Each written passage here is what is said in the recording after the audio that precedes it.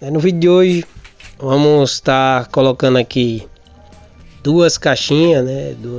Duas tomadas com uma conjugada e apenas um interruptor. Vamos mostrar, né, passo a passo. Passo número 1, a gente quebrou a parede, cortou com serra mármore, colocamos os conduítes, como vocês estão vendo. Depois de cortado, coloca, mede, corta com a faca, qualquer faquinha de mesa que você tiver aí. E fixa ele com esses pauzinhos que é para na hora de jogar a massa ele não escapar. A gente geralmente coloca. Só depois é que colocamos a caixinha para chumbar ela, para ela não sair torta, né?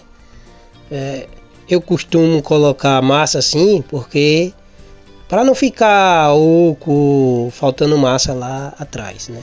Geralmente eu encho logo para depois colocar a caixinha.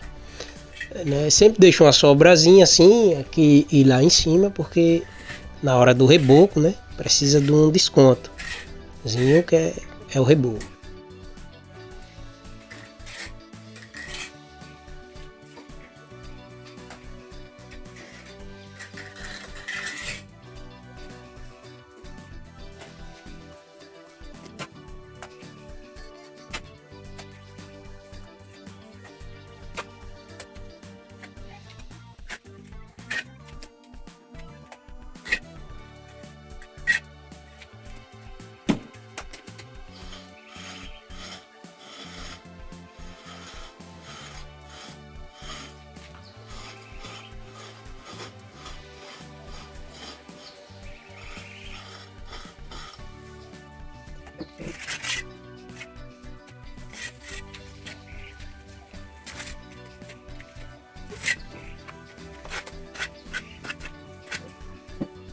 Aí eu vou ficar.